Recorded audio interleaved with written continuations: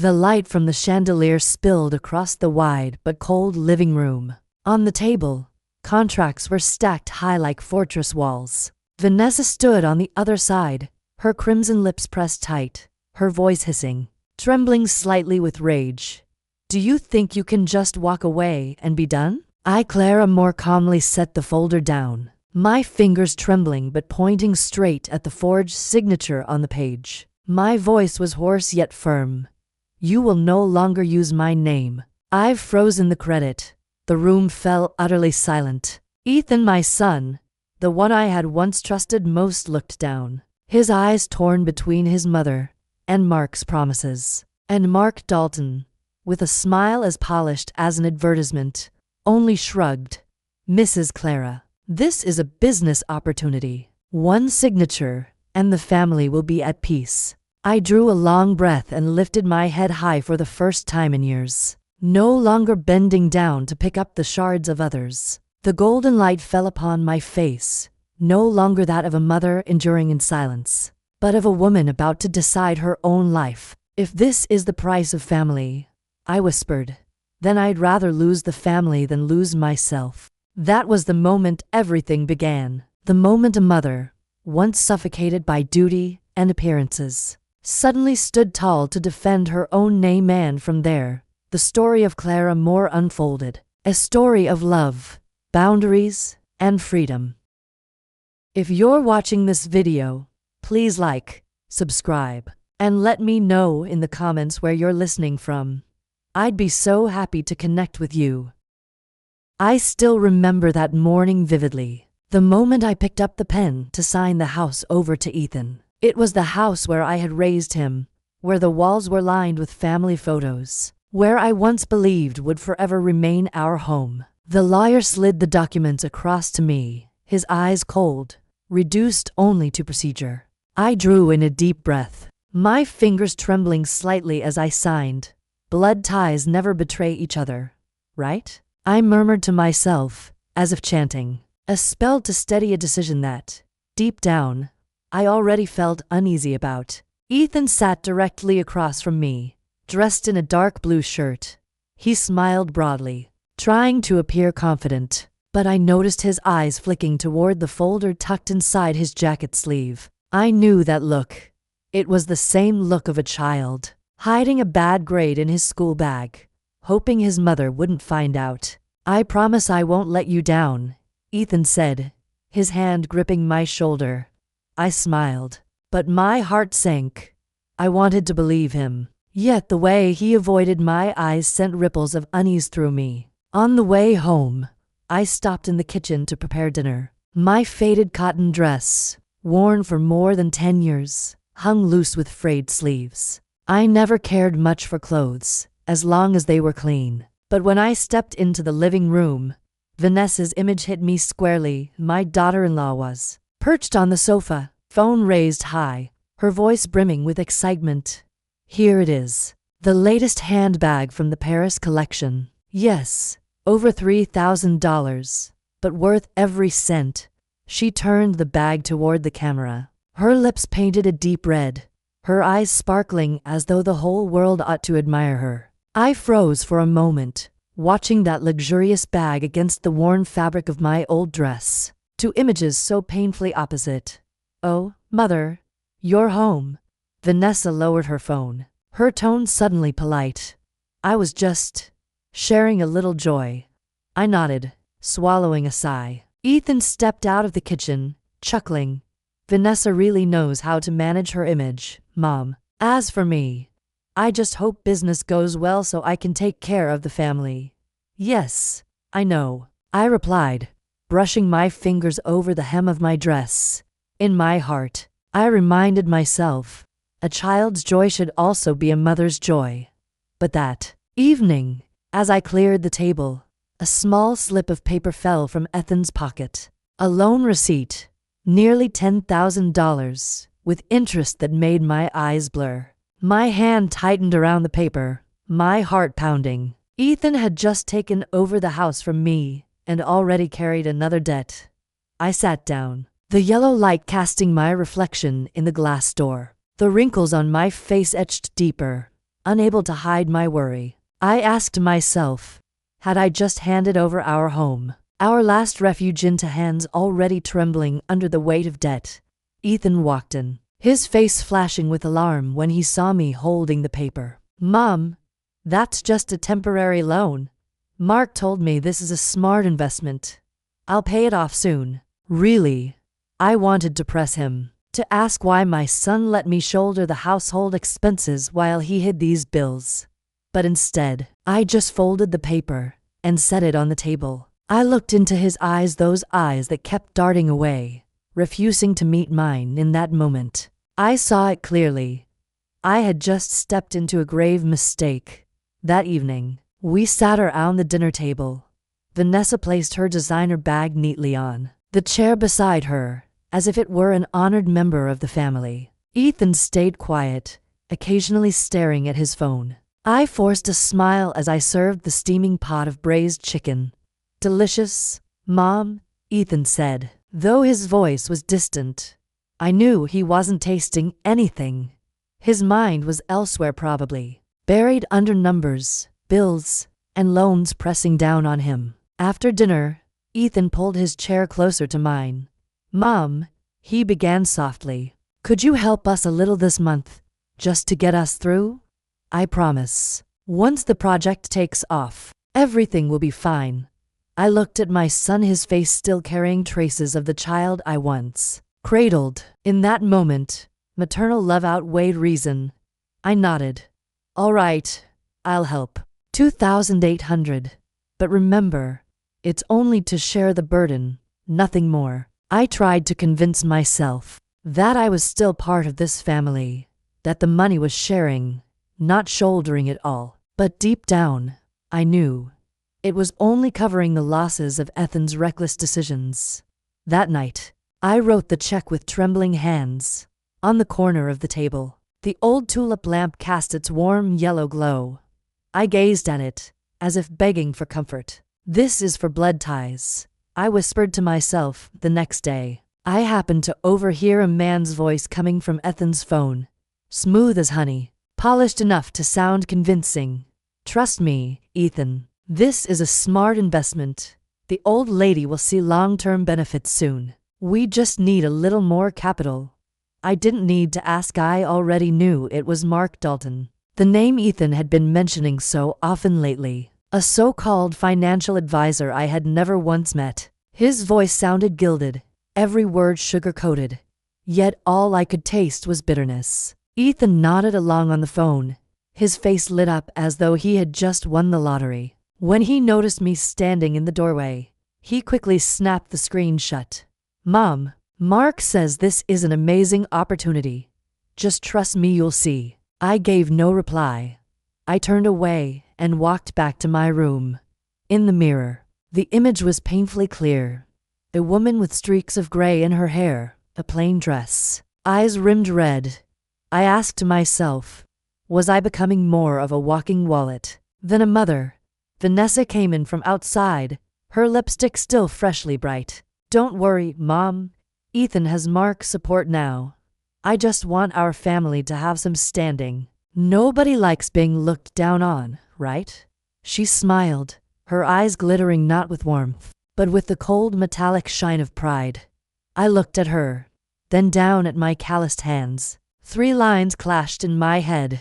I believed in blood ties. Ethan was chasing the money of empty promises. Vanessa craved nothing but admiration from others in that moment. My family felt like 3 mismatched pieces of a puzzle. A mother clinging to love, a son sinking into debt, and a daughter-in-law living for appearances. I sat down, buried my face in my hands, listening to Vanessa's laughter blend with the pinging of Ethan's phone. No one noticed, only the old tulip lamp on the table kept shining, casting my shadow on the wall, the shadow of a mother who had already stepped into a mistake, without yet realizing the full price she would have to pay. That morning, I stood before the bathroom mirror. The glass had clouded with age, streaked with water stains. In it, I saw a face lined with dark circles, wrinkles carved deep at the corners of my mouth. My hair was already streaked with gray, though I still forced it into a neat bun to look tidy. From the next room, Vanessa's voice rang out, bright and tinkling like a bell. Ethan, what do you think of this lipstick color? Stunning, right? I cracked the door open, and the reflection in the mirror instantly shifted. Beside my tired face appeared her crimson lips, her flawless, glowing skin. On one side, pallor from sleepless nights. On the other, radiance crafted by cosmetics. The contrast sank my heart, making me feel as if this house no longer belonged to me. Ethan appeared, crisp white shirt pressed smooth, a faint trace of woody cologne trailing behind him. Keys to his gleaming sedan in hand, he tossed his words over his shoulder. Mom, I have an important meeting. Mark and I are discussing more at the downtown restaurant. Don't worry, everything will fall into place. I nodded, watching his back as he walked out the door.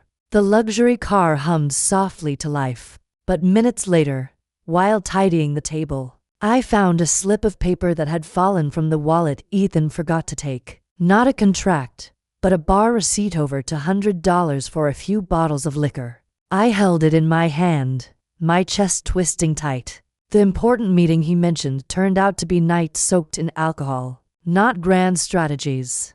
I said nothing, just carefully slipped it back into his wallet. My hands trembled as I folded the dishcloth. His promise, Mom, you won't be disappointed, still echoed faintly. Yet my trust was cracking like the old mirror. At noon, I knelt to scrub the floor. My knees creaked, but I was used to it. The cleaning solution gave off a faint lemon scent as I bent low, scrubbing at stubborn stains. Sweat dripped onto the tiles. Suddenly, Vanessa's voice rang out high, excited. I looked up and saw her in the living room, phone raised high. Her face always turned toward the camera. Hello, everyone. Today, the Moore family is having another cozy lunch. Here's my wonderful mother-in-law, always taking care of everything. I stared, bewildered, as she swung the camera toward me. I was still kneeling on the floor, rag in hand, sweat beading across my forehead. I knew what that image would become. Once Vanessa spun it into her story of a happy family, but the truth was far from it. I was nothing more than an unpaid servant in my own home. Mom, wave your hand and say hi. Vanessa beamed, her voice sharp and cheerful. I forced a smile and lifted my hand, but when my eyes met the lens, my chest tightened. I realized I was nothing more than a backdrop in the picture she was staging. Behind that smile was the contempt I had long felt in every glance. Every word from her. Day after day, the live stream ended. Vanessa lowered her phone. Instantly, her face changed, her smile vanished. Make sure you scrub that corner properly, Mother. It looks a bit dirty. Her tone was once again cold, distant. I bent down to keep cleaning, though my heart felt heavy as stone. The blurred mirror from the morning, the bar receipt, the crimson smile on the screen all blurred together, reflecting a truth that grew sharper. I had handed my home to people who never knew how to cherish it. That evening, Ethan came home late. He sat at the table when everything had already gone cold. I reheated the food and placed the plate before him. He glanced at it briefly, then sighed. Mom, he said, voice soft as honey, just hold on a little longer. This project will bear fruit. I promise. Hold on a little longer. The words pricked my heart like needles. I had heard them for years. When he was in college, when he failed his first job, when he started business after business only to lose everything again. Always a little longer. But that little had stretched endlessly, like a rope tightening around my neck. I forced a stiff smile and nodded, but inside, the worry swelled. I was nearly past working age. My body no longer what it used to be. I couldn't hold on a little longer forever. After dinner, I sat alone at the wooden table and opened my expense ledger. The tulip lamp's pale yellow glow fell across the page. Carefully, I wrote down each item: electricity, water, food. Then the money I had sent to Ethan and Vanessa. My handwriting trembled, frail like the calloused hands that had endured years of labor. When I turned the page, A slip of paper fell out. It was a contract Ethan had left behind. His signature sprawled across it, large, sloppy yet brimming with confidence, almost arrogant, taking up nearly half the page. I stared at that bold scrawl, then at my own shaky lines. On one side, arrogance. On the other, frugality worn down to exhaustion. I exhaled slowly, my hand resting over my son's signature. I wanted to believe it was confidence, not blind recklessness. Yet my heart found no peace. The next day, at the place where I worked a few extra hours to earn money, my co-workers gathered to chat during the break. One of the women mentioned looking for a new apartment to rent. There's a place over in Willow, but the landlord is tough. Heard he's cold, strict, won't allow a single penny of debt. Everything has to be clear-cut. Another chimed in. Yeah, Luis Garcia, immigrant. The whole neighborhood knows his way. Cold as ice, but at least fair. Not someone you can trick easily. I sat quietly, holding my cup of coffee gone cold. That name echoed in my mind. Luis Garcia. A vague image formed. A place where rules were clear, where no one leaned on anyone else, where there were no empty promises of just a little longer. I had never met him, yet the way they described him painted a stark contrast to my family now.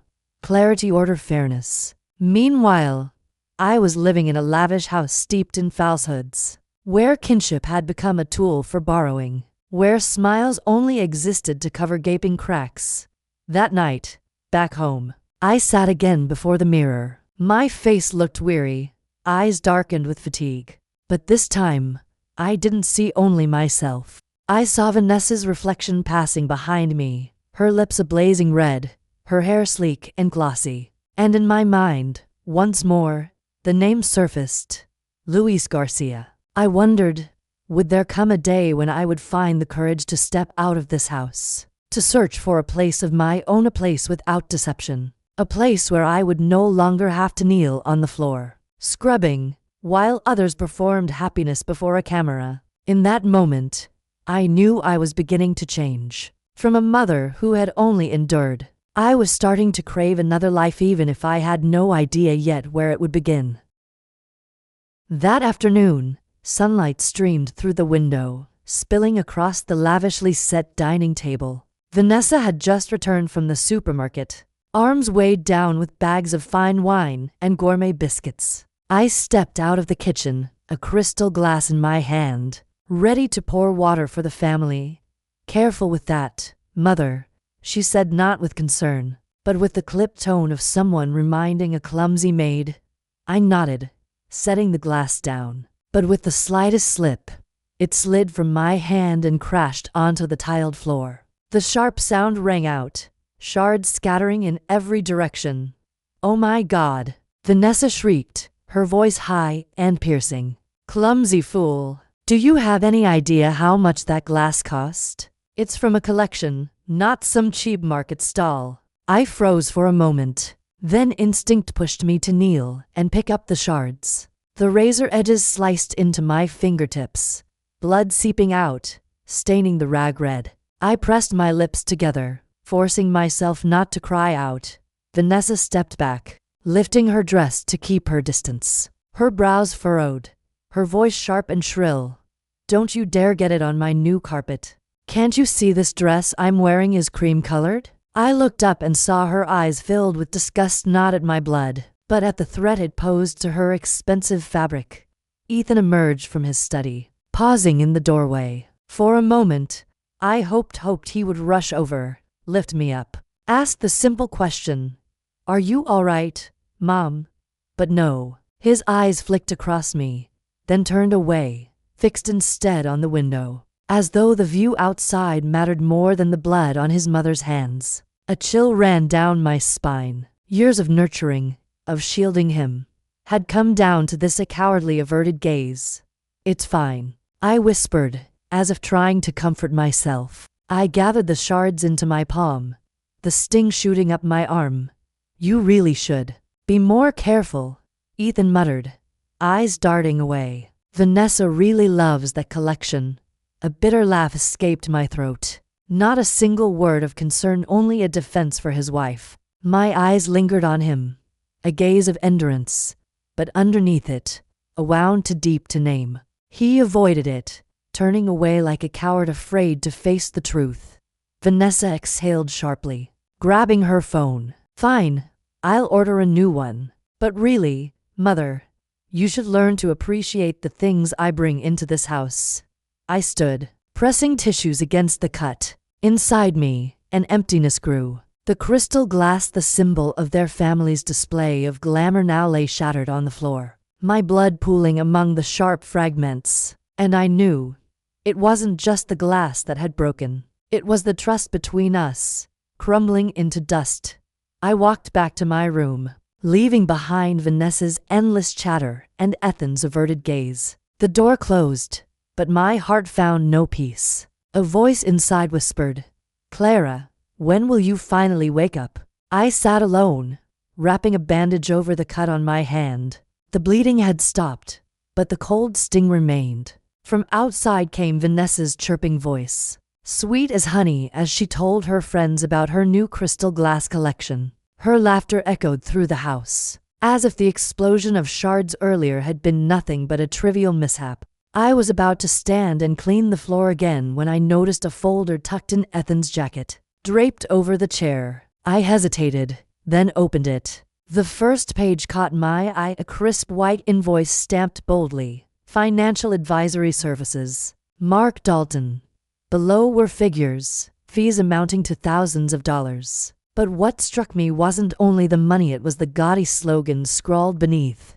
"Invest today, prosper tomorrow.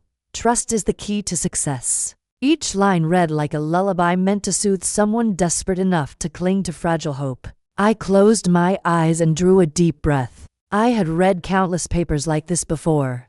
Insurance ads, flashy startup brochures Ethan once chased. They all shared the same pattern, glossy on the outside, hollow within. And now, my son trusted a stranger named Mark more than the mother who had carried him through a lifetime. My hands trembled as I let the paper fall. Outside, Vanessa's voice rose again. "Yes, that's my mother-in-law. Always clumsy, but at least she pays the household bills. That way, Ethan can focus on working with Mark." I froze. Every word dripped with disdain. To her, I was nothing but a shadow, an unpaid servant who covered the expenses, nothing more. The words slipped from my mouth, broken and hoarse. "I'm sorry. I wasn't sure who I was apologizing to. To Ethan, for being too indulgent? To myself, for letting my son stray so far? Or to my late husband, for failing to keep the home he left behind?" My trembling voice filled the empty room, clashing with the hollow laughter spilling from the living room. On one side silent pain, on the other shallow cruelty. I sat motionless, staring at Mark's invoice. In the yellow lamplight, the paper gleamed white, while my wrinkled hands bore stains of dried blood. The boundary had revealed itself clearly. Between me and Vanessa there would never be harmony. A daughter-in-law living for appearances, a mother left with nothing but endurance. In that moment, I felt a pane of invisible glass rise between us, and through that glass, I saw myself, a woman who had let others decide her worth for far too long. Outside, laughter, the tapping of keys, and music from Vanessa's phone. Inside, only me and an apology that vanished into the void. And I understood, from this moment on, the path between me and my daughter-in-law had split in two, never to meet again. That night I sat on the edge of my bed, turning over and over the old suitcase faded with age. It had once accompanied my husband and me on long trips when we were young, when we still dreamed of a brilliant future for our family. Now it was my companion for a silent departure. I began folding clothes. My hands trembled, not from fear but from the flood of memories rushing back. Every shirt, every pair of socks was a fragment of my life in this house. Yet my eyes were steady now, no longer wet with tears as they had been after past arguments. I knew that if I didn't leave, I would wither away under contempt and empty promises. From the living room came Ethan's heavy snores. I stepped out and glanced at him. He was slumped on the sofa, the stench of liquor thick in the air. An empty whiskey bottle rolled across the floor. His head drooped, his lips muttering in sleep. Mark will handle everything. Mark knows the way. I stood there, looking at the son I once cradled, to whom I taught his first steps. Now he lay collapsed in drink, entrusting his future to a stranger. I wanted to shake him awake, to cry out, "Son, I'm here, not Mark." But I knew any words from me now would dissolve into nothing. He had chosen not to hear me. I turned away, clutching the suitcase. Passing down the hallway, I glanced into Vanessa's bedroom. The door was ajar. Soft lamplight spilled out, illuminating her face under a sheet mask, eyes closed. Beside the bed lay a stack of fashion magazines, several designer bags neatly arranged. The sight was bitterly ironic. My daughter-in-law, young and carefree, tending her beauty in peaceful sleep, and me, the mother who had given everything, quietly preparing to leave. Two worlds under the same roof that had never truly touched. I gently closed the door, as if closing a chapter of my life. Pain still lived in my heart, but beside it a new resolve. I would not let myself be buried in this house any longer. Step by step down the stairs, the suitcase wheels clattered in the still night. Each sound was like a blade severing the last threads that bound me. I knew this moment would change everything, and I whispered, so no one else could hear, "Clara, it's time to live for yourself." I turned back to the dining table, where the empty bottle and half-open newspaper still lay. From my bag I drew a brown envelope and set it neatly in the center. On the front, I wrote just 2 words. Last month. The handwriting wavered, slanting, but I deliberately left it that way. I wanted them to see how badly my hands trembled as I chose to make myself a tenant. In the very home I had built, not mother, not blood, only a lodger paying rent. Like a stranger passing through, I stood for a long moment, looking at the envelope. Inside was the check that would cover this month's expenses. I wanted to leave it as a period at the end of a sentence. A quiet reminder. I had kept my promise, to the very last cent. After this, there would be nothing more. Pulling my suitcase toward the door, I eased the wooden panel open. The hinge creaked softly, like a sad farewell. Outside, the night air struck my face with its coolness. The streetlight cast a pale golden glow across my features. In that instant, I felt both pain and release. I paused on the doorstep, glancing back one last time. The house was still lit. In the living room, bright light spilled down onto an empty bottle of liquor. Upstairs, pop music trickled faintly from Vanessa's phone, blending with Ethan's heavy snores. A house glowing with light and filled with sound yet hollow, soulless. I pulled the suitcase along. Each turn of the wheels on the cement sounded like my heartbeat letting go of its burden. With every step away from that house, my shoulders grew lighter. When I turned down the narrow lane, the darkness received me. I hadn't taken much, just a few clothes, an old photograph, and the small tulip lamp. But for the first time in years, I was carrying myself in the middle of the night.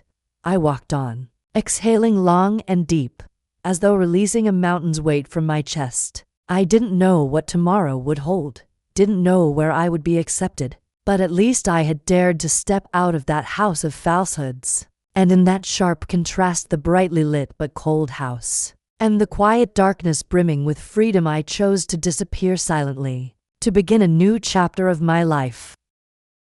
I arrived at Willow on a damp morning. The narrow street was lined with worn cobblestones, flanked by 3-story buildings in faded brown, their glass windows fogged with age. As I hauled my suitcase up the steps, my heart quickened. Was this a place to begin again, or merely a stop on a wandering road? The door opened after 3 knocks. A tall man stood framed in the doorway, hair streaked with gray, his face carved with hardship. His dark eyes were sharp, as if they could pierce straight through me. "Here," he said in a low, firm voice, each word solid as stone, no debts, no noise. You live here by your own means. I swallowed hard, then nodded. I understand, and I agree.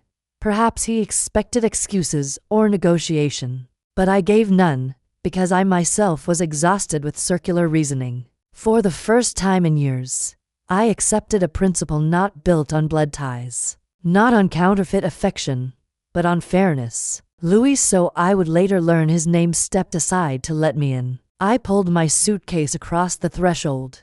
The apartment was not large. The wooden floor creaked, wallpaper had yellowed with age, and a small table left room for only 2 chairs. Yet when I pulled the gray curtain aside, sunlight flooded the space. Morning light poured in, illuminating everything. Specks of dust floating, a chipped ceramic vase on the shelf. Even the long crack running down the wall seemed to glow. I stood there, my eyes blurring, not from sadness, but from the stark contrast. 4 years I had lived in Ethan's house, lavish, lit with crystal chandeliers, polished leather sofas gleaming. But the light in that home was cold, shining down on silent meals and cutting words. Here, in this worn willow apartment, I felt a light that was warm, honest. I drew in a deep breath, hearing the strong beat of my heart as if reminding me I was still alive, still capable of beginning again. Deposit? Louis asked, his eyes still stern. I opened my bag and handed him the prepared envelope. He counted quickly, then gave a nod. No smile, no small talk. Yet I felt relief. Here, there were no hollow promises, no just hold on a little longer. Only clear terms. Pay on time, keep it quiet. The key, he said, placing it in my hand. Cold, solid, heavier than I expected. I gripped it tightly, feeling as though, for the first time in a very long while, I held a piece of freedom. Thank you, I said. Louis gave a slight nod, then stepped back into the hallway. I listened as his footsteps faded into the distance. A cold man, perhaps, but at least he was not false. I sat down on the chair by the table, sunlight spilling across my face. Outside, sparrows chirped, and the hum of distant traffic drifted in. No more Vanessa complaining about stains on the carpet. No more Ethan mumbling, "Mark will handle it." Only silence, a silence so deep it made me want to cry. I set my suitcase in the corner and took out the little tulip lamp, plugging it in. When its soft yellow glow spread across the walls, I whispered, "Welcome home, Clara." That afternoon, I heard a brief knock at the door. When I opened it, Louis stood there holding a sheet of paper with the basic rules. Hours, kitchen use, garbage policy. He read them slowly, his voice steady, like a law carved in stone. No overnight guests, no parties, rent on time, no delays. He looked straight into my eyes, a gaze both stern and forthright. I nodded, taking the paper. "I'll abide by it." Louis grunted softly, without a smile, without any expression at all. Just a short nod before turning away. In that moment I realized the stark difference. My son Ethan always tried to smooth things over. With sweet words, vague promises. Louis didn't. He offered no promises at all. Only principles, and lived by them. I handed him the deposit envelope. He checked quickly, folded it, and slipped it into his pocket. No thank you or glad to have you. Yet strangely, I felt relief. For the first time in years, I didn't feel exploited. I didn't have to strain to prove maternal devotion or endure my daughter-in-law's scorn. I was simply a tenant, treated fairly.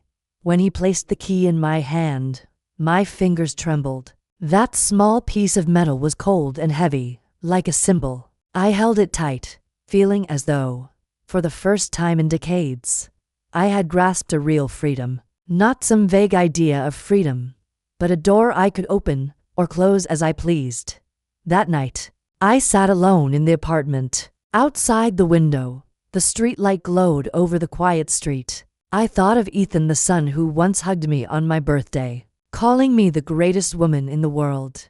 Yet the same son had handed me debt bills, had looked away when my hands bled picking up broken glass. He was close, but that closeness was laced with selfishness and irresponsibility. And Louis, a stranger, cold and dry, made me feel safer. His fairness, his clear boundaries were things I had never received from my own child. Leaning back in the chair, I chuckled softly to myself. How ironic that a mother would find fairness from a distant landlord instead of her own blood. Yet it was this very irony that made me realize I had stepped onto a new page. In the warm glow of the tulip lamp, I whispered, "Clara, this time, don't step back." The phone began ringing at dawn. At first, just a few soft vibrations. I thought it was a wrong number. But then, again and again, the shrill sound cut through the quiet of the small apartment. On the screen, Ethan's name flashed, disappeared, then flashed again. The first time, his voice pleaded, dragging out each word.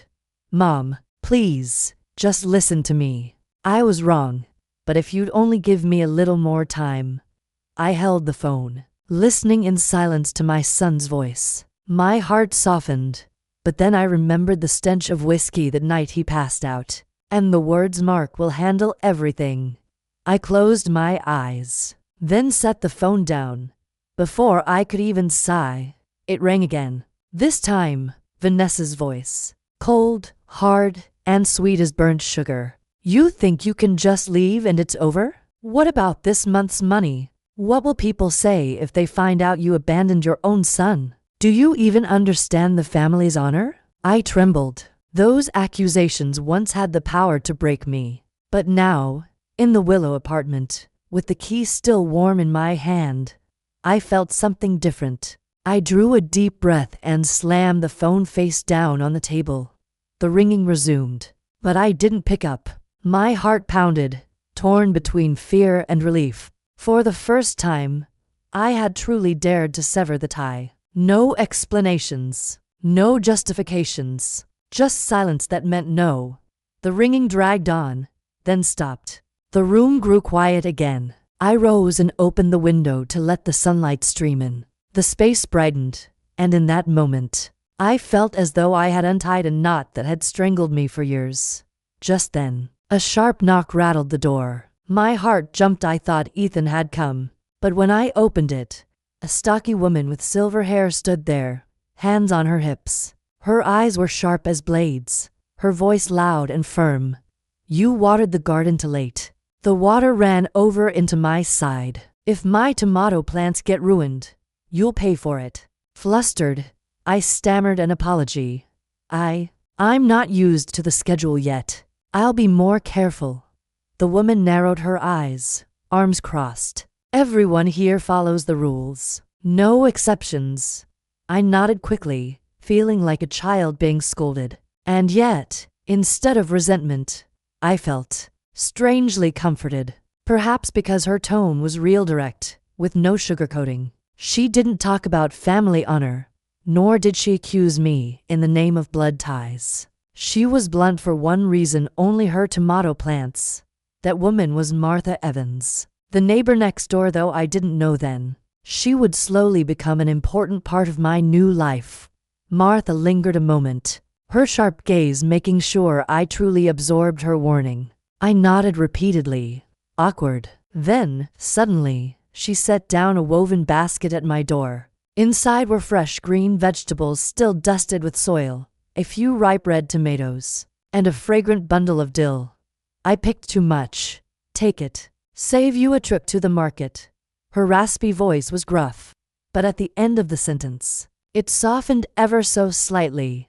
I was so surprised that I stayed silent for a few seconds. The woman who had just scolded me about watering the garden now handed me vegetables, as if the two actions weren't contradictory at all. Strict, yes, but also straightforward and strangely warm. "Thank you," I murmured, my voice slightly trembling.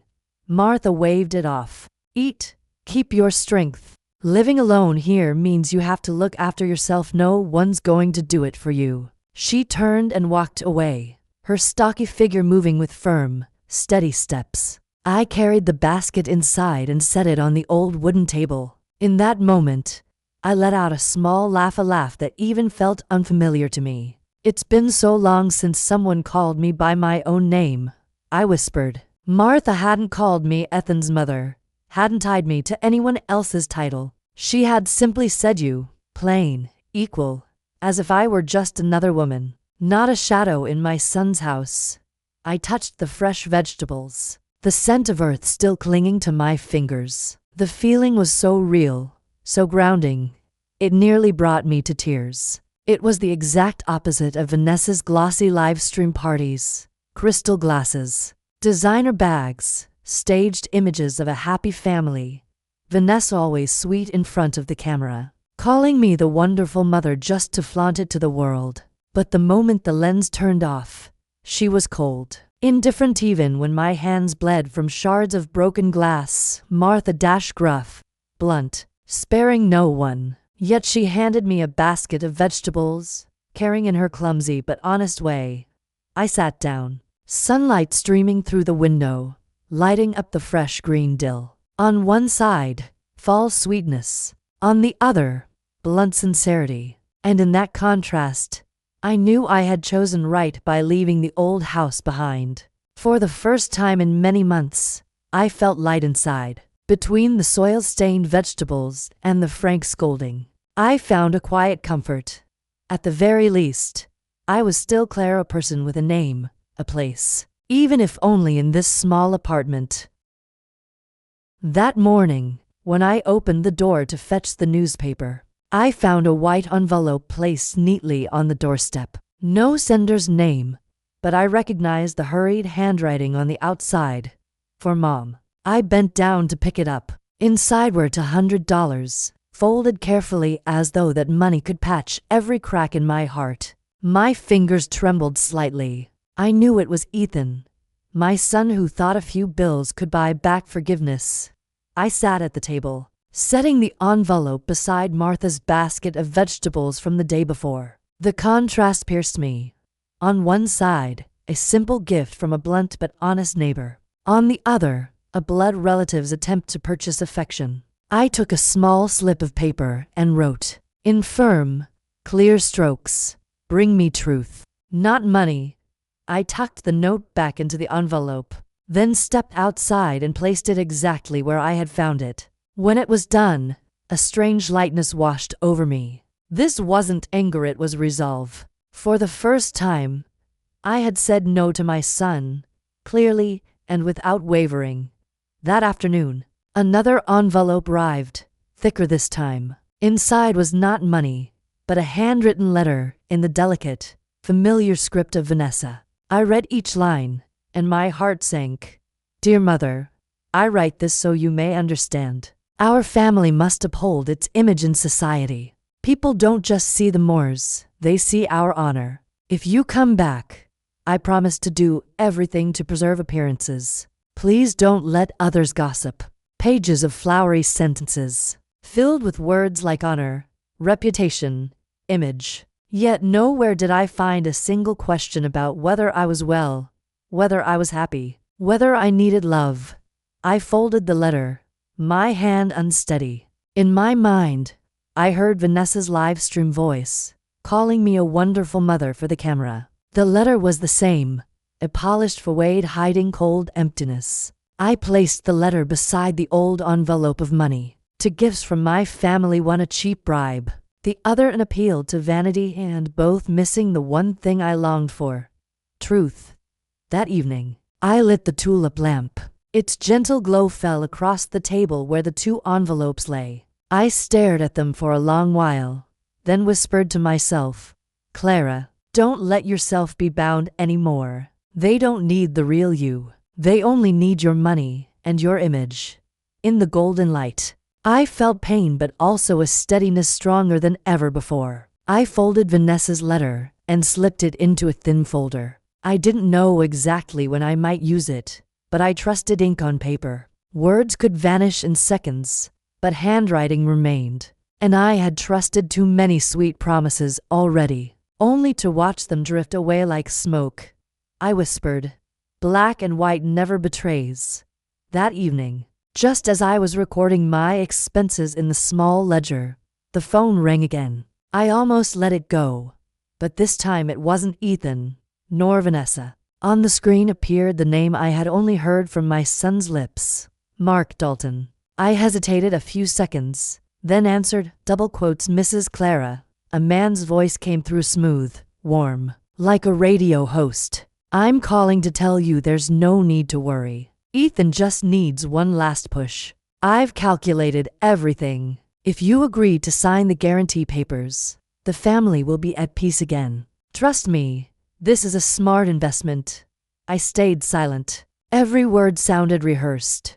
I pictured his polished smile, the kind that had likely made many nod before they had time to think. Mr. Dalton, I replied slowly, my voice hoarse but firm. I've lived long enough to know. The more someone promises peace, the more storms they're hiding. He chuckled softly, the sound slick. You're sharp. But think about it rather than let the neighbors gossip. Rather than let Ethan and Vanessa suffer tension. All it takes is one signature. Just one signature, and you'll see everything fall back into place. I sat still, my eyes fixed on the envelope of money and the letter still lying on the table. Those two, together with Mark's voice, fused into a glossy illusion. But I knew better. It was all surface. I let out a thin laugh. You deal in words. I live by documents. And the papers I hold aren't the guarantees you send, they're evidence of everything you've done. There was silence on the other end for a moment. Then Mark's tone shifted, still smooth, but edged with irritation. You're making this complicated. You'll destroy your own family. I drew a long breath, my hand resting on the expense ledger. My shaky handwriting lay beside Ethan's arrogant scrawl on an old contract. The contrast was too sharp. I lived honestly with every small number, while they lived in illusions of grand promises.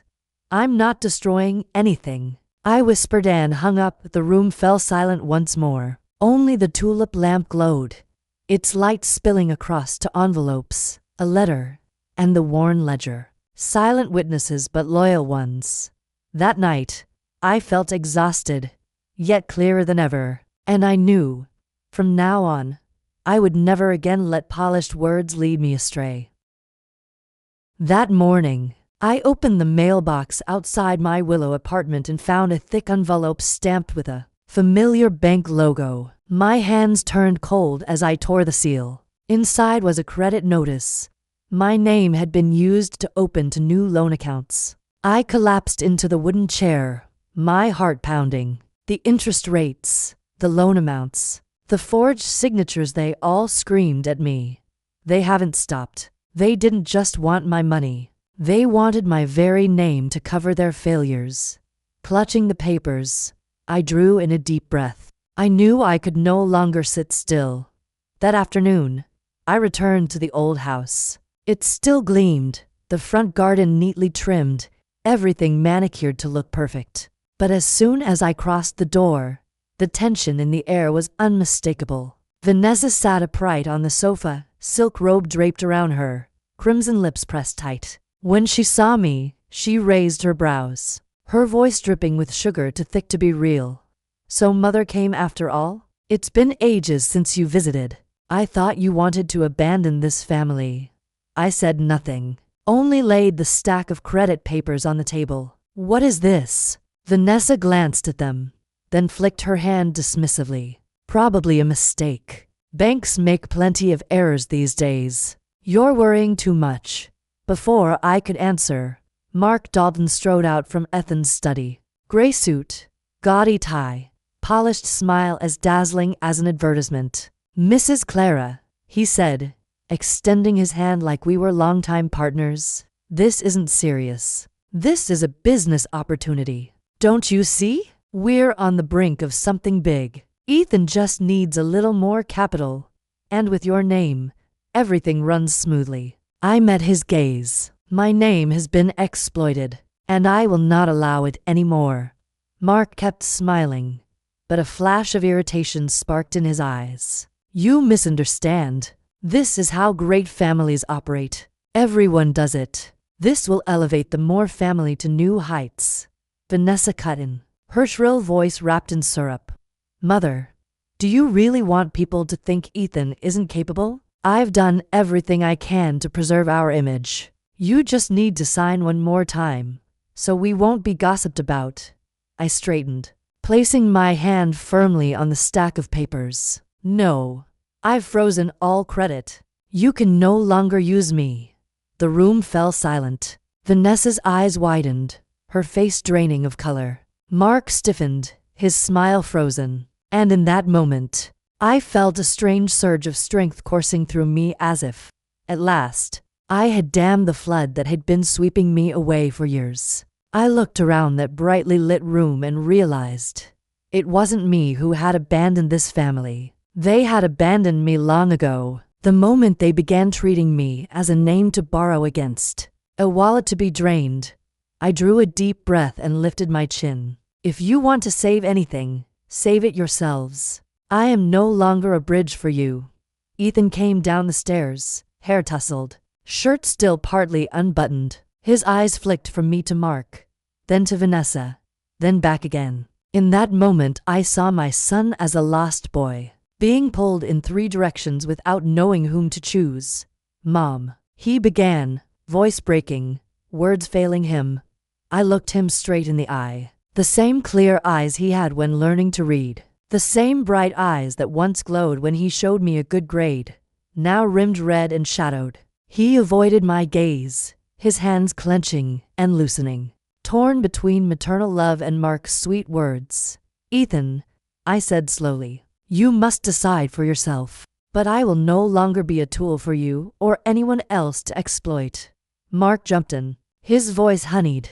Ethan, don't let emotions ruin an opportunity. Successful people know how to use every resource. Your mother merely needs to sign one paper. That's all. Vanessa leaned forward, her dark red lips glistening, eyes shining. Mother, I beg you. People are watching us. If you turn your back, this family will lose its standing. I just want to preserve our honor. I pressed my lips together and listened. But my answer had already formed in my heart. I remembered the moment in part 3, when I bent down to pick up the shattered crystal, blood seeping from my fingers while I bowed under it all. But today, I would not bow. I inhaled, then stood resolutely, head held high. No. If you want honor built on illusion, keep it yourselves. I choose the truth. The room was deathly quiet. Ethan hung his head, lips trembling. He did not stand with me, nor did he defend Mark or Vanessa. He simply stood there, statue still, a pitiable coward. I turned, pulled the door open. Sunlight poured in, lighting my back. I walked out, each step firmer than the last. Every stride increased the distance between me and that house of lies. Behind me, I heard Mark call after me, keeping his polished tone. You'll regret this, Clara. Opportunities like this don't come twice. Vanessa added, voice sharp as a knife. If you go, don't expect a welcome back. Don't expect forgiveness from me. I paused for a moment, my hand resting on the suitcase. I turned back, my gaze calm. You're mistaken. I don't need forgiveness from a daughter-in-law. I only need to look in the mirror without shame. Then I walked away, leaving the door to close behind me in that instant. The family portrait revealed its true colors. Me hardened after years of endurance. Mark deceptive, smiling with lies. Vanessa vain, clinging desperately to appearances. And Ethan weak, letting himself be swept along by fate. Sunlight fell across my face, while behind me, the house still glowed with light yet brimmed with darkness. And I knew I had chosen rightly not to bow my head any longer, but to lift it high and walk toward the life that was truly mine. That evening, after leaving the old house, I returned to Willow with legs heavy from exhaustion. I set the suitcase down and collapsed into the wooden chair by the table. On it, the little tulip lamp still waited. I plugged it in and flipped the switch.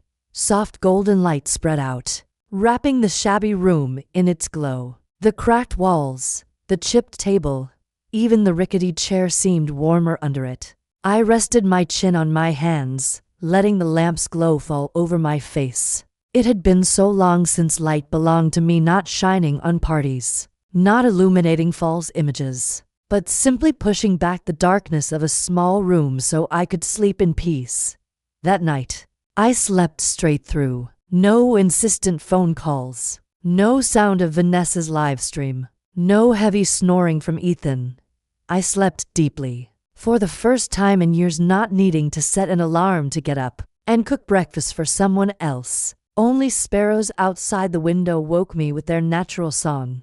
When I stepped into the hallway, my silver hair loose on my shoulders, I was startled to realize I'd slept until 8, a feeling both guilty and blissful. I smiled, pulling back the curtain to let sunlight flood in. Just then, a knock came at the door. I opened it to find Martha, my new neighbor, standing there, hands on hips, her face stern. "Mrs. Moore," she said immediately, voice loud and direct. "You have to follow the community schedule. No watering the garden after 9 p.m. Last night you went too late and the water ran into my side." I blinked, embarrassed, and nodded. "I'm sorry. I'm still getting used to things. I'll be more careful." Martha narrowed her eyes, but then her mouth curved into a small smile. "Good. I just remind you so you'll remember. Here everyone's equal. No one's above anyone else. No exceptions." Her tone was still firm, but her eyes had softened. I realized she didn't dislike me. She simply cared in her straightforward way. "Thank you for reminding me," I said, feeling for the first time relieved at being scolded. Martha nodded and walked off, her stride steady. I watched her go, then smiled to myself. Her words sounded sharp, but they made me feel I truly belonged here. No one saw me as a wallet. No one used my name. I was simply a new neighbor learning the rules. I turned back inside. The tulip lamp still held a trace of last night's glow. Inside me, a strange feeling rose. Peace. Perhaps, at last, I was beginning to learn what it meant to live for myself. I stayed standing there for a moment after Martha's door closed, smiling to myself. Her scolding sounded harsh at first, but it left me breathing easier. No gloss, no circling words, no sugary tone masking contempt the way Vanessa always did. Just the bare truth. "You watered too late." And then a basket of vegetables. Blunt, maybe sharp, but sincere. I thought of all the times Vanessa had looked at me, lips painted scarlet, voice sickly sweet. "Mother, you're wonderful. Everyone online says we're the perfect family."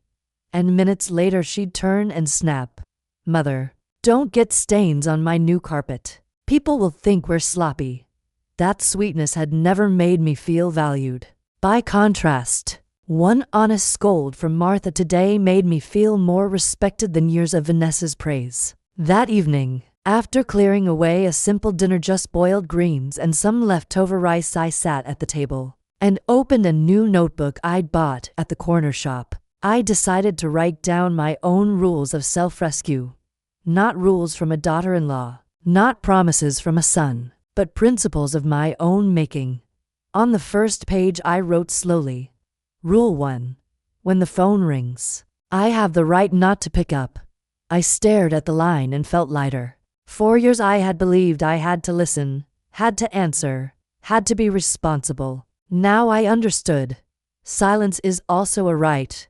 The next day, I added, "Rule 2. Record only what I truly pay. Take no responsibility for others." I remembered the old ledger full of help for Ethan, and saw it clearly now, not sharing, but burying myself alive. Each day I added another line. Rule 3.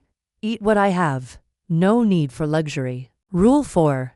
Sleep when tired. Without waiting for anyone, page by page, line by line. The notebook became a small mirror reminding me I still had the right to own my life. That evening, under the tulip lamp, the room was so quiet I could hear the pen gliding over paper. No loud music, no clinking glasses, no forced laughter to keep up appearances. Only me, the pen, and the truth. I looked up at the small apartment. The cracked walls, the creaking wooden floor, the rickety chair. Yet all of it made me feel more at peace than ever. I compared it to Ethan and Vanessa's lavish house. Gleaming leather sofas, crystal glasses, parties live-streamed to hundreds of admirers. But inside, it was as cold and suffocating as a glass cage. Here, I could sit and write my journal in silence. Out there, I had played the role of wonderful mother for my daughter-in-law's show. The contrast was painfully clear. Gilded pretense versus quiet simplicity. And for the first time, I had chosen simplicity. I closed the notebook and set it beside the tulip lamp. In the warm golden light, I whispered softly, "Clara, you've begun to save yourself."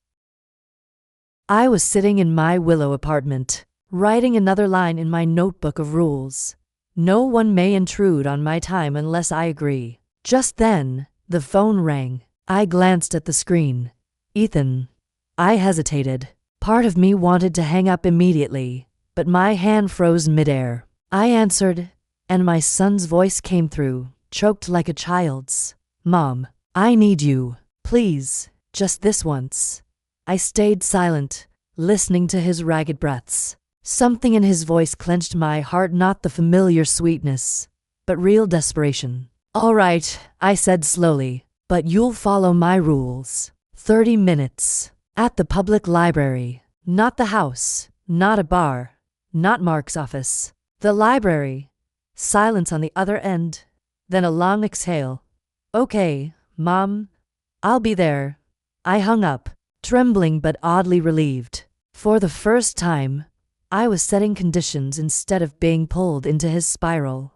That afternoon, I went to the central library. Quiet space, the faint scent of old books in the air. I chose a table by the window and set my watch in front of me. 30 minutes, no more, no less. On time, Ethan walked in. I flinched slightly. His hair was disheveled, eyes sunken, shirt wrinkled. He was no longer the ambitious man I had tried to believe in. He slumped into the chair opposite me, rubbing his hands together, his voice urgent.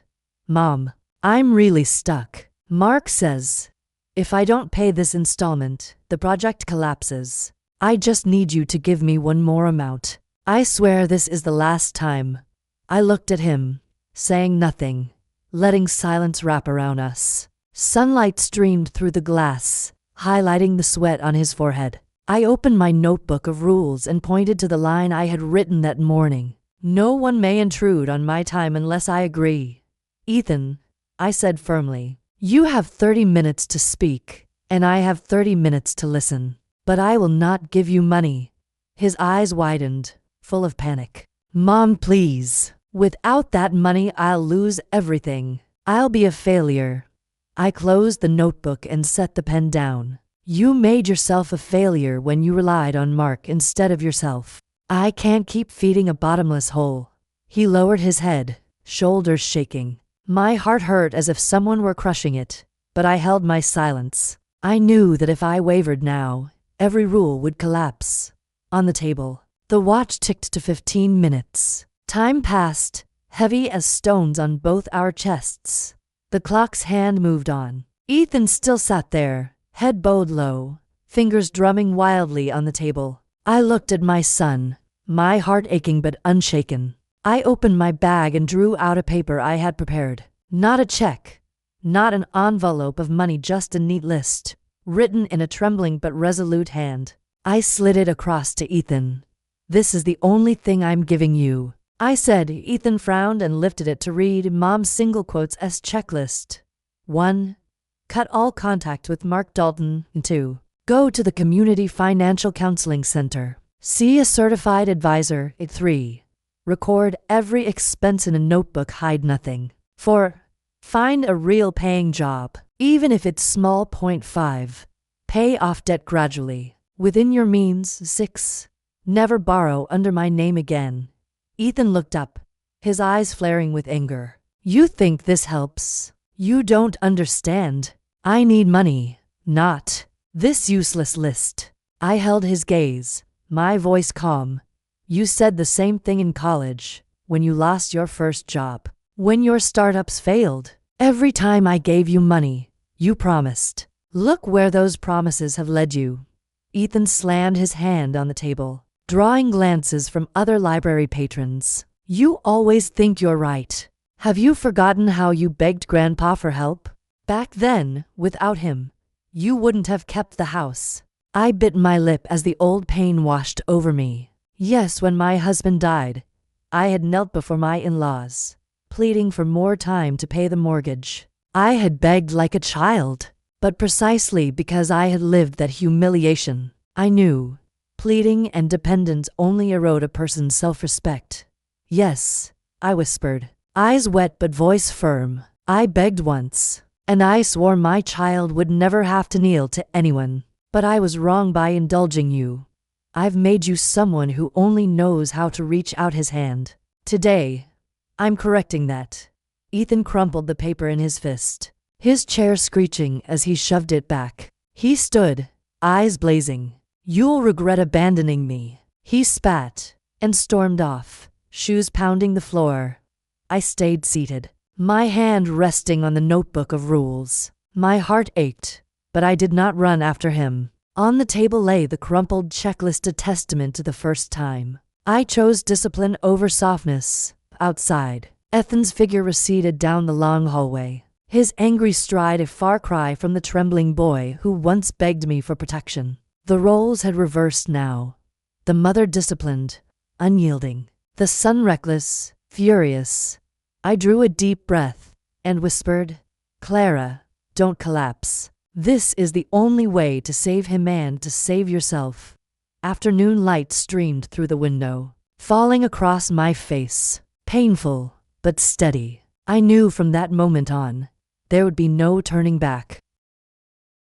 A pounding knock shook the door in the middle of the night, frantic and urgent. I jolted awake. The tulip lamp on the table still glowed faintly. When I opened the door, a wave of alcohol hit my face.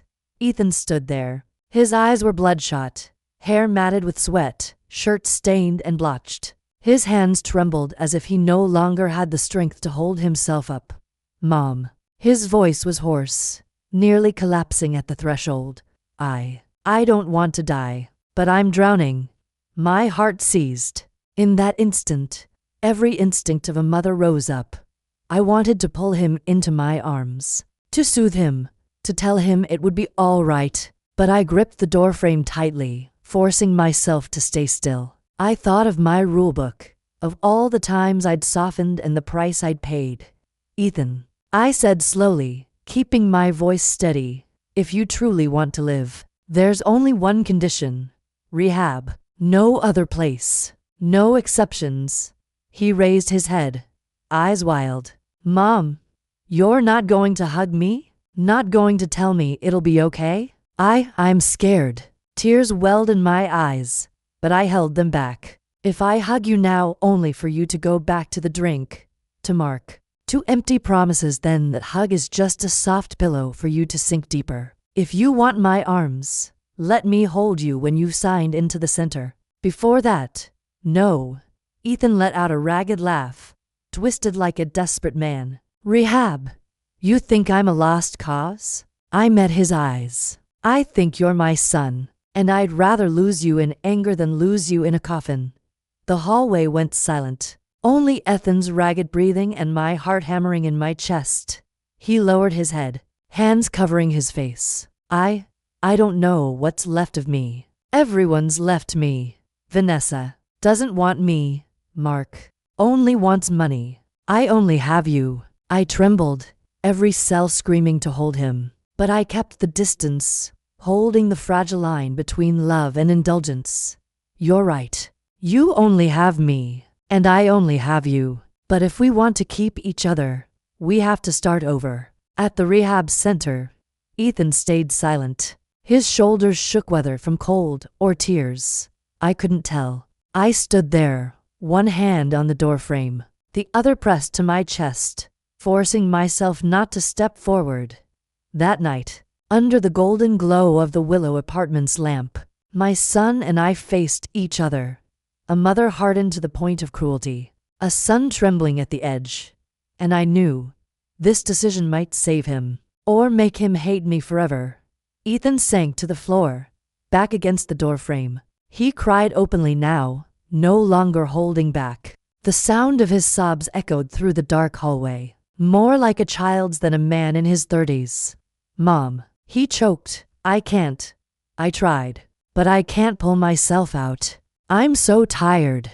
I don't want to die, but I'm so afraid."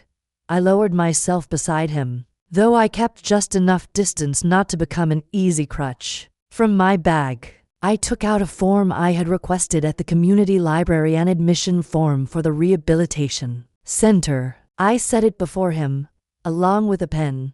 "If you truly want to live," I said, voice trembling yet firm, "sign this. No shortcuts, no money from me, no mark. Only you and the truth."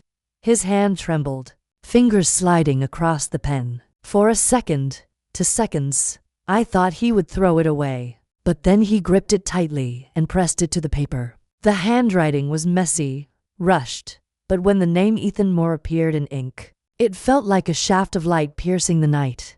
He broke down again, burying his head in his hands. "Mom, this is the first thing I've signed that isn't another loan. I don't know if I can even do this." Tears welled in my eyes, but I turned away and swallowed them down. I knew I couldn't embrace him now. If I softened, everything would crumble into dust.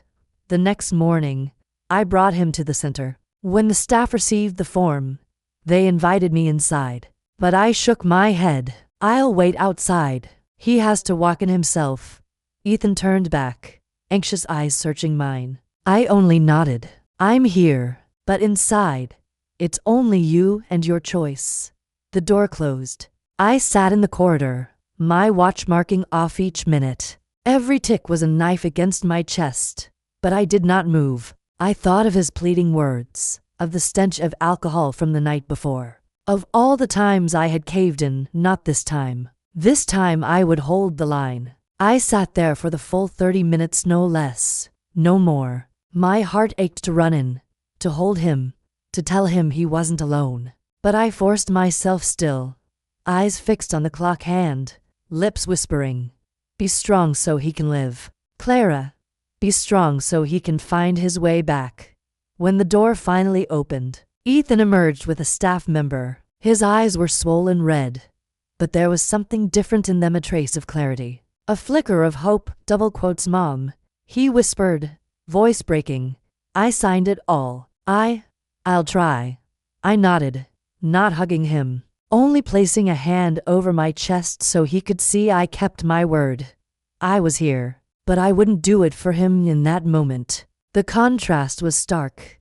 Me, the firm mother, keeping distance so her child might survive, and Ethan, the fragile son, needing others to lean on to climb out. But this time, I believed that fragility might just be the first step toward his true strength.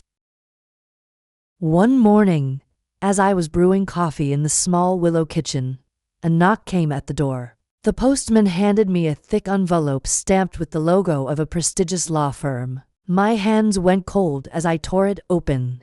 Inside was a letter of legal threat. Vanessa and Mark's names stood together at the top, accusing me of abandoning family obligations, obstructing business, and defaming their reputation. The language was stiff and intimidating, yet I caught the familiar scent, the red lipstick, the gleaming white smile. I sat at the table, the tulip lamp casting its soft yellow glow. My heart pounded, but this time my hands did not shake. I pulled open the drawer and took out the folder I had carefully preserved. Mark's consulting invoices, Vanessa's flowery letter, and most important, the copy of the contract bearing my forged signature. I gathered them into another envelope and addressed it to the bank and the Credit Investigation Office. I included a brief note. Clara Moore, affirm I never signed these documents. This is a forged signature. Please investigate. When I dropped the envelope into the mailbox, my hand felt steadier than ever. No more hiding, no more fear, only truth.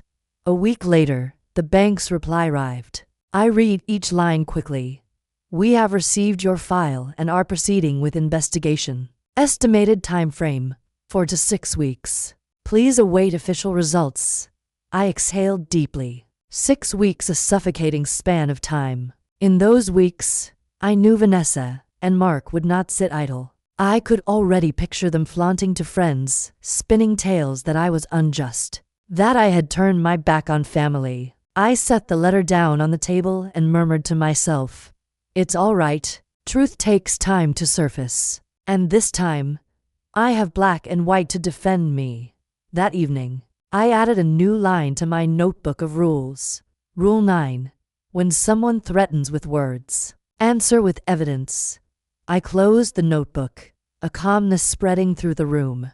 The battle of papers had begun, and I knew I would not retreat. Later that afternoon, I carried the old stack of documents out onto the balcony, folding them carefully as I thought. The sound of slippers slapped against the hallway floor, and Martha appeared, hands on her hips as usual. Her sharp eyes flicked immediately to the bundle of papers in my hands. "More paperwork again?" Martha asked, her voice half curious, half scolding. I nodded and sighed. "They sent me a letter threatening to sue, but I've already sent in the proof of the forged signature. The bank says it will take 4 to 6 weeks to investigate." Martha snorted, folding her arms. "Then just wait. You've done the right thing. Truth needs time. Rushing only makes people stumble harder." I stared at her, surprised. A woman who usually grumbles about watering schedules or taking out the trash. Yet at this moment she said something that suddenly lightened my heart. "Thank you, Martha," I whispered. She waved a hand, but the corner of her mouth twitched into a rare smile. "Don't thank me. I just don't want to see you creeping around like a shadow anymore. Walk straight and tall. You hear?" With that, she turned away, her basket of vegetables swinging from her arm. Her steps were firm and decisive, the very way I was slowly learning to move for myself. That evening, when I came back to the apartment after my extra shift at the library, I almost tripped over a paper-wrapped package left at my door. I bent down to pick it up and realized it was a long loaf of bread, wrapped simply in old newspaper. Still warm, no card, no note, but I knew instantly who it was from. Luis. He hadn't knocked, hadn't said a word. He had just left a loaf of bread, a gesture so simple and yet so achingly warm. I cradled the bread in my hands, its scent filling the hallway, making my eyes sting. I sat at the table, sliced off a piece, and ate it with a little butter left in the fridge. The crust cracked gently, the inside was soft and faintly sweet. I burst into tears, not from sadness, but because, for the first time, my heart felt soothed. Out there, Vanessa and Mark were still loud, sending legal threats, making phone calls, doing everything to hold on to their Fawade. Meanwhile, Luis quietly left a loaf of bread at my door. Martha bluntly gave me her reminders. Two opposite worlds, one full of noisy pretense, the other plain and genuine. I wiped my tears and switched on the tulip lamp. Its warm golden light fell across the loaf of bread on the table. I whispered to myself, "Clara, you're no longer alone, and you've chosen the right side." One Sunday morning, Martha knocked on my door earlier than usual. She didn't bother with pleasantries, just held out a bag of tomato seeds. Her eyes gleaming like an order. "Come on, down to the garden. You can't just sit in the house waiting 6 weeks for the investigation. You need to do something to steady your hands." I laughed, surprised by her bluntness. But then I followed her down to the shared garden behind the building. The soil had already been roughly turned, the damp earthy smell rising up, reminding me of the seasons when my late husband and I used to grow vegetables behind our house. Martha handed me a small trowel. "Sit down, dig a hole, drop the seed, cover with soil. That's all there is to it." I knelt down, my hands touching the cool earth. My fingers were coated with mud, my palms smeared and messy. Yet my heart stirred with a strange excitement. Martha knelt beside me, muttering as she worked, "Don't bury it too deep. It'll suffocate. But don't leave it to shallow, the birds will eat it. Same as people needs to be just right to live. I looked at her, and then both of us burst out laughing. Our laughter rang out across the small garden, more genuine than any lavish party I had ever attended. As I bent over the soil, I heard the clinking of metal behind me. I turned to see Luis crouched, fixing a wooden drawer near the shared shed. He wore an old shirt, a screwdriver in hand, his face still stern. "This thing's been stuck for weeks," he muttered. "Nobody bothered to fix it." I stood up, brushing the dirt from my dress. "You always seem to notice everything around here." Luis looked up, and for the first time his eyes met mine, not cold, but heavy and deep. After a pause, he spoke softly, his voice low and carrying a faint tremor. "I once had a son. He was an addict. I tried to fix it so many times, but I couldn't save him." His words fell like stones. I froze, my heart sinking. Luis turned back, tightening the screw, as if he had let something slip and wanted to bury it immediately. I stepped closer, my voice choked. "Mr. Garcia, I also have a son who's fallen into the same pit." He stopped, his broad shoulders trembling slightly. Neither of us said another word. Only the wind moved between us, carrying the scent of earth and young tomato plants. In that moment, I realized I was no longer alone. My pain wasn't unique in this world. There were other fathers and mothers who had watched their children fall into the abyss, powerless to save them. And right now, one of them was standing before me. I took a deep breath and turned back to the patch of earth, continuing to bury the seeds. But my eyes were wet. I wasn't just planting tomatoes anymore, I was planting a new kind of hope. That I could share my pain with someone, so I wouldn't have to carry it alone. The days that followed brought quiet changes to the Willow apartment. Not with new furniture, not with a fresh coat of paint, but with little, almost ridiculous simplicities. A basket of young tomatoes Martha hung outside my window. A loaf of bread Luis had left on the table. The laughter of children running down the hallway, bouncing a ball off the wall, and then chirping apologies. I hung up an old curtain, washed until it smelled of sunlight. The little kitchen was always scented with morning coffee and the faint trace of soap. After I washed the dishes, and I realized this wasn't just a stopover. It had become a home, filled with the taste of real life. In the evenings, I lit the tulip lamp. Its golden glow spread across the wooden table and over my rulebook. I wrote another line. Rule 12. A home is where laughter lives, not a place to show off. Every word I put down was proven true by my days at Willow. One day, Martha invited me to the community library. She said they needed help sorting the shelves. I thought I was too old to be of use, but I went anyway. Inside the paper-scented room, I stood among stacks of books, my hands brushing each spine as I set it back in its rightful place. With every book aligned neatly, I felt something inside me also being put back in order. A young staff member smiled at me. "Mrs. Clara, you're so meticulous. We're lucky to have you." I felt shy, but my heart warmed in a way I hadn't felt for so long. At last, someone called me by name with respect, not Ethan's mother, not Mrs. Moore of the Moore family, just Clara. Meanwhile, from whispers of acquaintances, I heard Vanessa was still busy with her parties, still live streaming with her scarlet lips, still calling herself the mistress of a perfect family. She appeared dazzling in photos, yet there wasn't a flicker of true happiness in her eyes. I chuckled softly to myself when I heard Vanessa held onto her image with lipstick and crystal glasses. I held onto peace with a notebook and a patch of tomato plants. Two different worlds, and now I knew which one was real.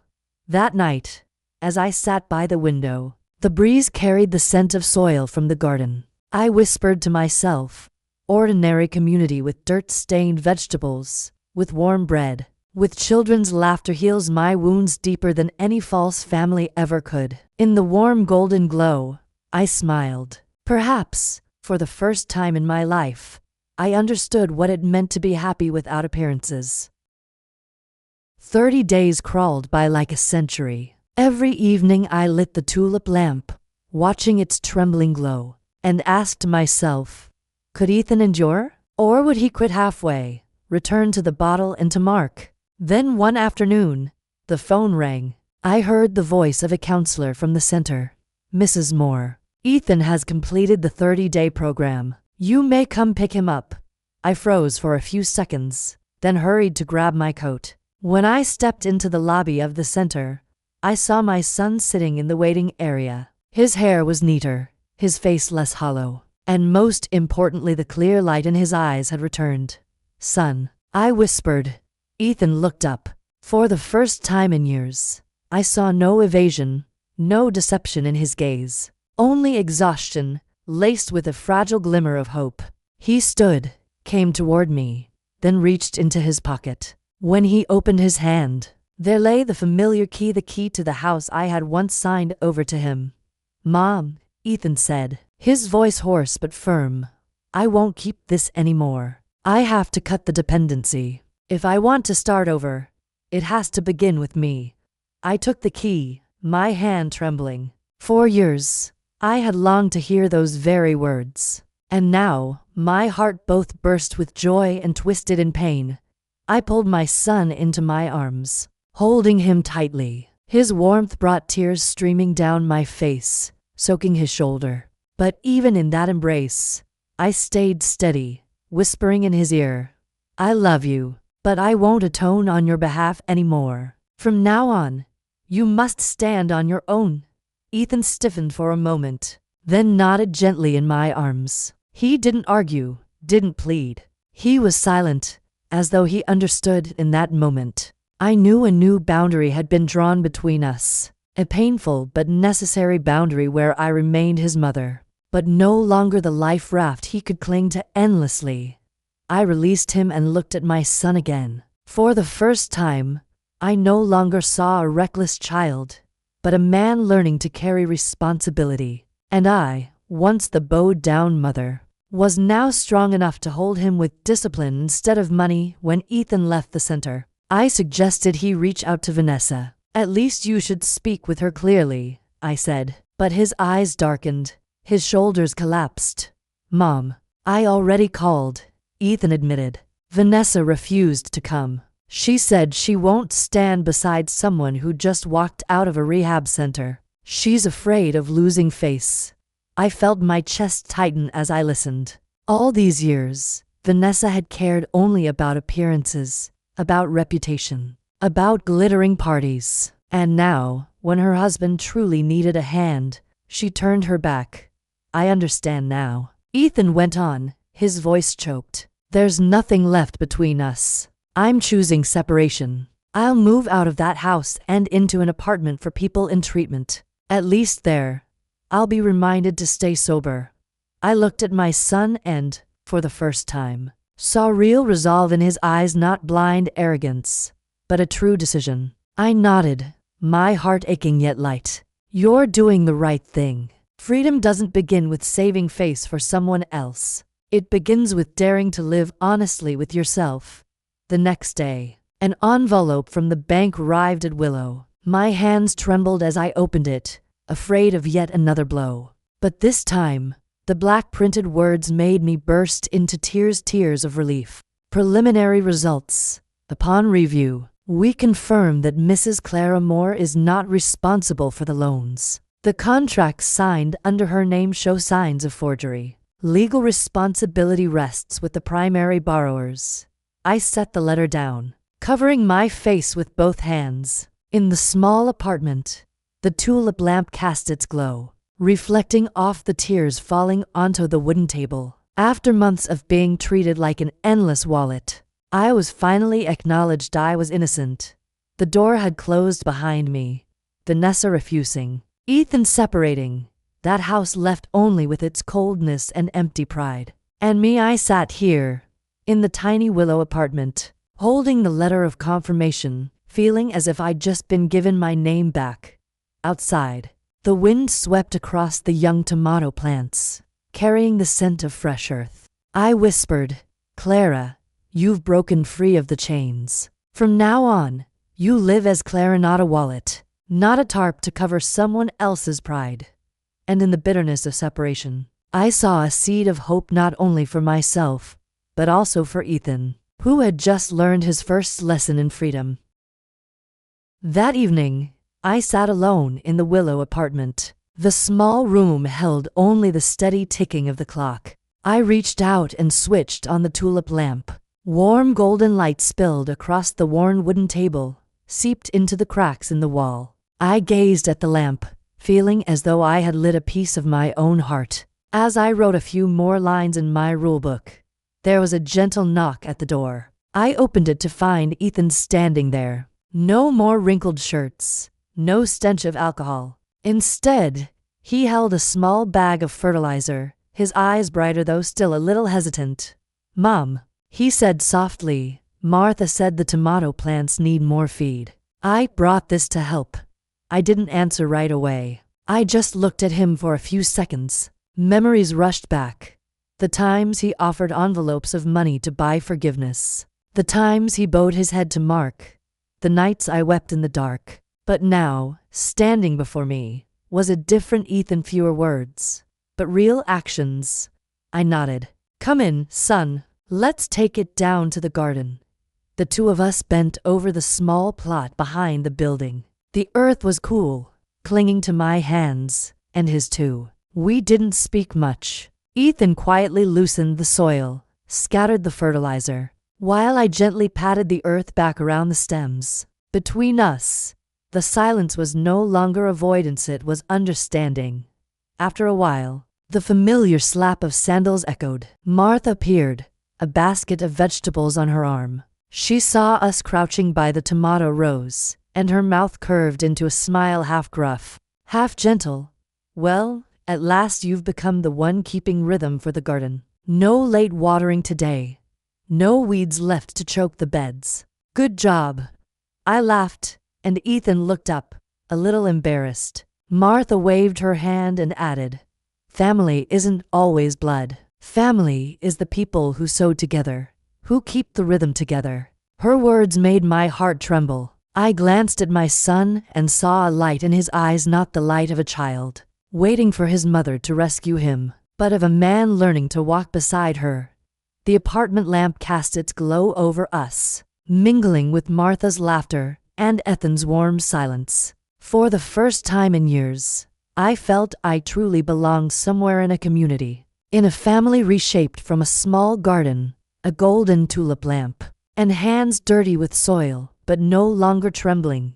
The wind swept through the little garden, carrying the scent of earth and young tomato leaves. Ethan brushed off his hands and sat on the low step beside me. We both exhaled, tired but at peace. Just then, Louis approached from a distance, screwdriver and a piece of old wood still in hand. He stopped by the tomato rows, his eyes studying the freshly tended plants. He nodded slightly, his voice low but warm. "The earth will yield fruit, but not everyone who plants knows how to wait. Only those who keep their principles are truly free." The words fell heavy, simple yet metallic. I looked at him and suddenly saw, behind those stern eyes, not just a cold landlord, but a man who had weathered storms, who knew loss. I smiled faintly, replying, "It took me too many years to understand that, Louis. I once thought freedom meant being loved unconditionally, sacrificing endlessly for others. But no, true freedom is knowing how to set boundaries so others don't trample you, and so they learn how to stand on their own." Ethan bowed his head. He didn't argue, didn't try to justify. He only listened in silence, his soil-stained hands tightening as if to carve each word into his heart. I turned to my son, my voice gentle but firm. "Once, I lived like a tenant in your house. I gave money, I gave labor, but I had no voice. Now I've learned to be the owner of my own life, and I want you to learn that for yourself too." Ethan looked up, his eyes shimmering in the glow of the hallway light. "Mom, I can't promise I won't stumble again, but I want to try, truly this time, not to save face for anyone, but because I don't want to disappoint you anymore." I touched his shoulder lightly, not the crushing embrace of before, but a touch just enough to say, I am here, but the rest of the road, you must walk yourself. Behind us. Martha cleared her throat, then chuckled. All right now, don't turn everything into a sermon. Plants won't wait for you to philosophize forever. If anyone's free tomorrow, remember to water them. I won't do it for you. Her words made all three of us laugh. Laughter drifted into the night air, mingling with the scent of fresh earth. When night fell, I returned to the apartment and switched on the tulip lamp. Golden light spread across the old wooden table, illuminating the open rulebook. I wrote one last line. Rule 15.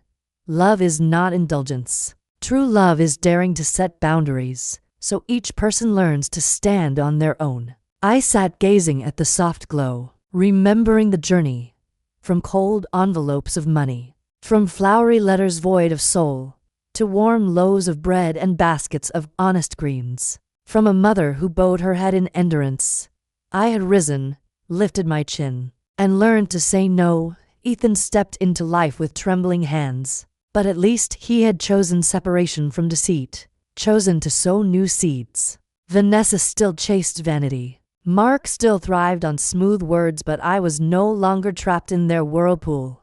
Here at Willow, I had found a simple but genuine community.